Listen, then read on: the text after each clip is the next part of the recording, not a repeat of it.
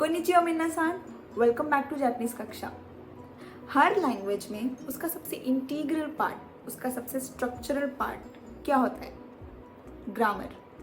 हर language में grammar होता है और हर लैंग्वेज का ग्रामर अलग अलग होता है। लेकिन आज हम जापानीज लैंग्वेज के ग्रामर के बारे में बात करेंगे, क्योंकि हमने अपनी लिखने वाला पार्ट यानी हिरागाना स्क्रिप्ट और काताकाना स्क्रिप्ट सीख लिया है। इसके बाद हम ग्रामर को टच कर सकते हैं। अब बात करते हैं कि जापानीज लैंग्वेज के ग्रामर में क्या चीज़ें हैं, मतलब किस चीज़ों से बना हुआ है। हर ग्रामर में अलग अलग चीज़ें होती हैं। तो हम बात करते हैं कि जापानीज लैंग्वेज के ग्रामर में क्या क्या चीज़ें हमें पढ़नी पड़ेगी। तो सबसे पहला पॉइंट है वर्ड ऑर्डर। वर्ड ऑर्डर मतलब होता क्या है? वर्ड ऑर्डर मतलब होता है कि आप सेंटेंस किस तरह से फ्रेम करते हैं। फॉर एग्जाम्पल, सबसे पहले होता है सब्जेक्ट, देन होता है ऑब्जेक्ट एंड देन होता है वर्ब। ये जापानीज ग्रामर का वर्ड ऑर्डर है। अब इसका बहुत अच्छे से मैं हिंदी में एग्जाम्पल दूंगी। सब्जेक्ट यानी मैं, ऑब्जेक्ट यानी एप्पल और वर्ब यानी खाना। मैं एप्पल खा रही हूँ।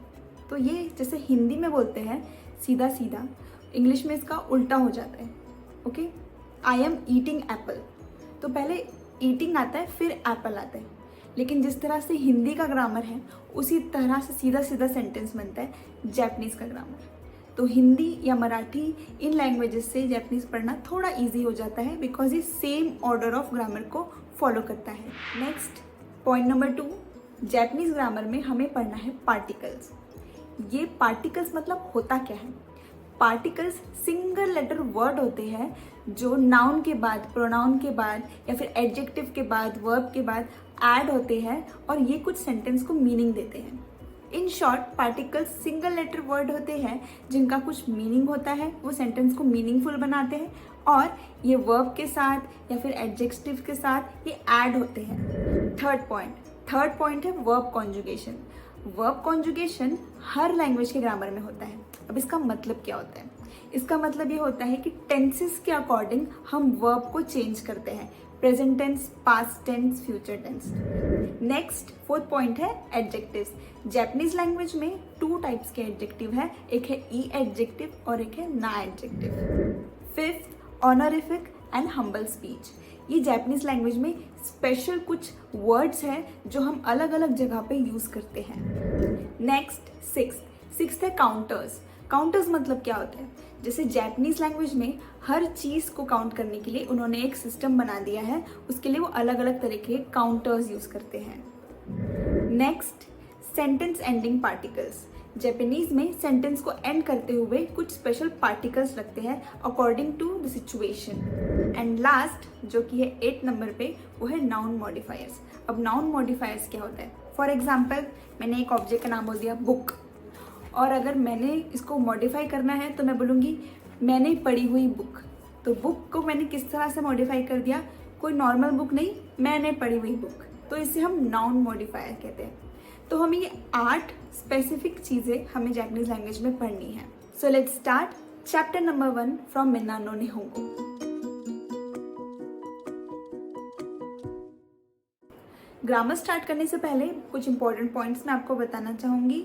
आप बुक और पेन लेके बैठ सकते हो ताकि आप अपने खुद के नोट्स बनाओ, और जब मैं पढ़ा रही हूँ ना तब आप पॉज कर करके धीरे धीरे आप अपने स्पीड के हिसाब से समझ के उसे नोट डाउन करो। तो अब बढ़ते हैं ग्रामर की तरफ। तो सबसे पहले हम पढ़ने वाले हैं देश।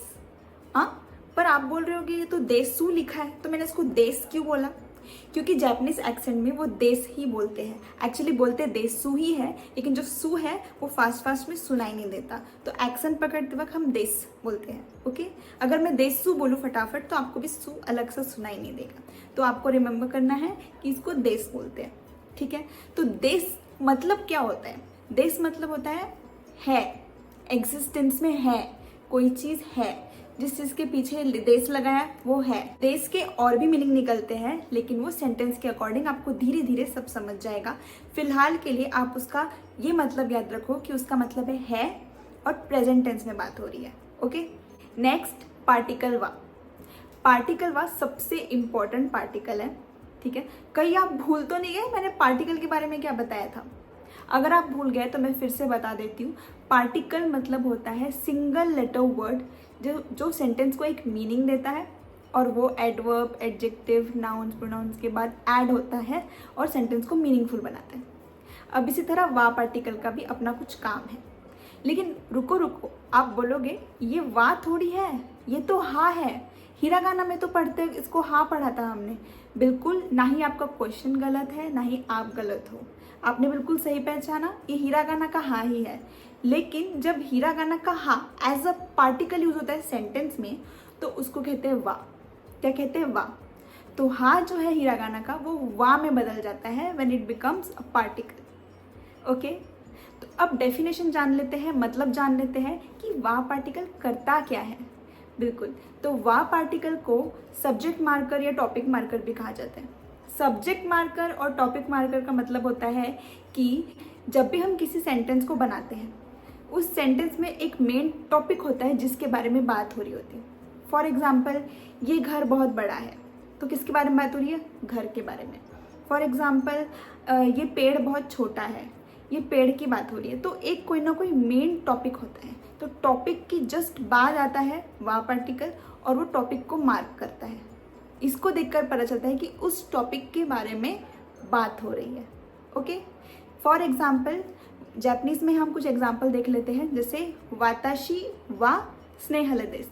जैसे वाताशी मतलब मैं, ठीक है, वा मेरे बाद आएगा वा क्योंकि मेरे बारे में बात हो रही है। स्नेहल देश मतलब स्नेहल हूँ, है, हूँ, ये सब साथ ही में मीनिंग है। ठीक है, वाताशी वा स्नेहल देश, मैं स्नेहल हूँ। ओके, हमारा फर्स्ट सेंटेंस पैटर्न है N1 वा N2 देश। N1 वा N2 देश। N1 मतलब है जिसकी जगह आप यूज कर सकते हो नाउन या प्रोनाउन। नाउन मतलब होता है नाम, नेम, ठीक है। प्रोनाउन मतलब होता है जो नेम की जगह लिख सकते हैं। फॉर एग्जाम्पल, नेम यानी किसी भी पर्सन का नाम हो सकता है, एंड प्रोनाउन मतलब होता है आई, यू, शी, ठीक है। तो ये सब आप N1 की जगह यूज कर सकते हैं। एंड N2 की जगह क्या यूज कर सकते हैं? N2 की जगह आप नाउन यूज कर सकते हैं, ठीक है। और इस सेंटेंस को अगर मैं सीधा सीधा हिंदी में कन्वर्ट करूँ तो उसका मतलब ये है कि N1 जो है वो N2 है। ये अच्छी तरह समझने के लिए हम एग्जाम्पल से देखते हैं। अगर आपको बोलना है कि मैं स्नेहल हूँ या आपको अपना नाम बताना है, जैसे मेरा नाम स्नेहल है तो मैं अपना नाम इस सेंटेंस के थ्रू बता सकती हूँ। तो मैं बोलूँगी वाताशी वा सुनेहारू देश। वाताशी जो है वो प्रोनाउन है, देन वा, फिर सुनेहारू नाउन टू, एंड देन देश, ठीक है। तो वाताशी वा सुनेहारू देश, मैं स्नेहल हूँ। चलिए इसका एक और एग्जाम्पल देखते हैं। अगर आपको बोलना है कि स्नेहल स्टूडेंट है, ठीक है, तो आप बोलोगे स्नेहल सानवा गाकुसेई देश। स्नेहल सानवा गाकुसेई देश। तो स्नेहल जो है वो स्टूडेंट है, ठीक है। आई होप आप मतलब समझ गए होंगे कि इस सेंटेंस का मतलब है N1 जो है वो N2 है, ठीक है। अब चलते हैं नेक्स्ट पैटर्न की तरफ। Next sentence pattern is N1 वा N2 जारिमासेन। N1 N2 फिर से यहाँ नाउन्स है। अब जारिमासेन क्या है? जारिमासेन देश का ही अपोजिट है। देश का मतलब है और जारिमासेन का मतलब है नहीं है, ठीक है। तो ये अपोजिट वर्ड्स है। अब जा अरिमासेन को ही थोड़ा पोलाइट वे में देवा अरिमासेन कहा जाता है।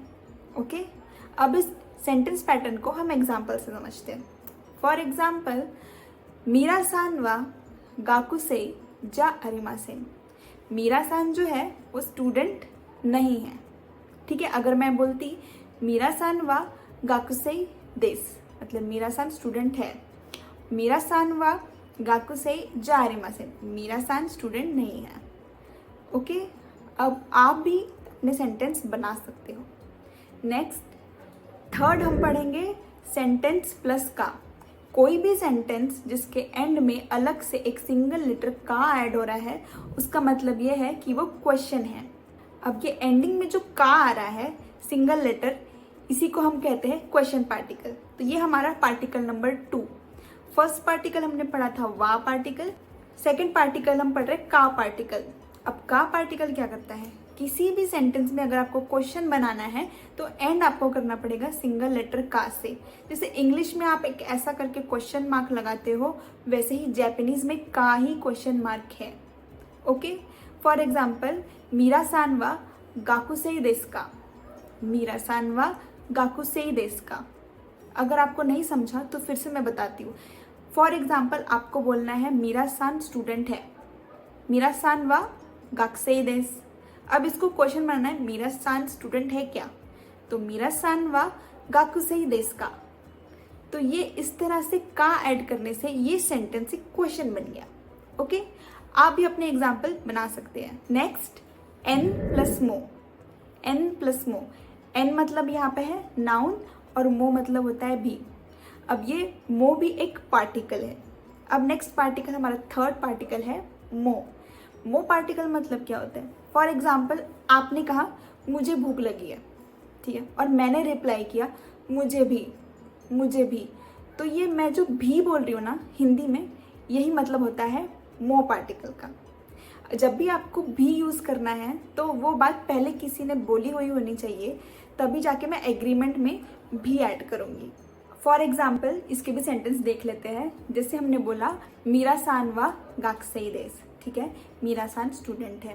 अब मुझे बोलना है कि मैं भी स्टूडेंट हूँ, तो मैं बोलूँगी वाताशी मो गाकुसेई देsu, मैं भी स्टूडेंट हूँ। तो इस तरह से मैं भी, वाताशी मो, ठीक है, इस तरह से सेंटेंस आप भी बना सकते हो। नेक्स्ट हम पढ़ रहे हैं N1 नो N2। N1 और N2 यहाँ पर नाउन्स है, और यहाँ पे हमारा एक और पार्टिकल आता है नो। नो मतलब होता है जो पोजेशन बताता है। पोजेशन मतलब क्या होता है, हिंदी में समझाती हूँ। फॉर एग्जाम्पल ये बुक है और मैं बोल रही हूँ ये मेरी बुक है, तो ये मेरी या उसकी या इसकी, तो ये जिस तरह से हम किसी की चीज़ बताते हैं इसको कहते हैं पोजीशन। तो ये पोजीशन ऐड करता है। अब इसका एग्जांपल देख लेते हैं। जैसे मुझे बोलना है कि मीरा सान जो है वो IMC की एम्प्लॉय है, ठीक है। मीरा सान वा, मीरा सान के बारे में बात हो रही है, ठीक है। मीरा सान वा किसकी एम्प्लॉय है, IMC की। IMC नो, IMC की, ठीक है। एम्प्लॉय खाइशा इन है देस। मीरा सान वा IMC नो खाइशा इन देस, ठीक है। तो IMC की एम्प्लॉय, ठीक है, यहाँ पे पोजीशन ऐड किया नो ने। और फर्स्ट चैप्टर के एंडिंग में हम ये पढ़ेंगे कि मैंने सबके नाम के पीछे ये जो सान ऐड किया है वो क्या है। सान बहुत ही सिंपल भाषा में, जैसे हम हिंदी में किसी के नाम के पीछे जी लगाते हैं, जैसे हम बोलते हैं शर्मा जी, जैसे मेरा सरनेम महाजन है तो महाजन जी। तो ये जी हम इसलिए ऐड करते हैं क्योंकि हम थोड़ा रिस्पेक्ट शो करना चाहते हैं, बस। तो सान जो है हम अपने कलीग्स, हम अपने हम उम्र या फिर हमारे साथ जो काम करते हैं, हमारे साथ जो स्कूल जाते हैं, हमारे साथ जो यूनिवर्सिटी जाते हैं, हमारे जो फ्रेंड्स हैं जिसको हम रिस्पेक्ट देना चाहते हैं, उनके नाम के पीछे हम सान लगाते हैं। सबसे इम्पॉर्टेंट पॉइंट, जैसे कि हम अपने नाम के पीछे जी नहीं लगाते, वैसे ही हम अपने नाम के पीछे सान भी नहीं लगा सकते। ये ज़रूर याद रखना है। तो आप भी अपने फ्रेंड्स के नाम के पीछे सान लगाकर इन सेंटेंस पैटर्न को यूज़ करके आप भी इन सेंटेंस पैटर्न से सेंटेंस बनाइए और आप अपने फ्रेंड्स से जापानीज़ में बात करने की कोशिश कीजिए। तब तक के लिए नेक्स्ट वीडियो में हम पढ़ेंगे चैप्टर 2। आप सब अपने सेंटेंस पैटर्न अगर चेक करवाना चाहते हैं तो आप कमेंट बॉक्स में लिखिए, मैं ज़रूर आपको रिप्लाई करूँगी। तब तक के लिए बाय बाय, जा माता।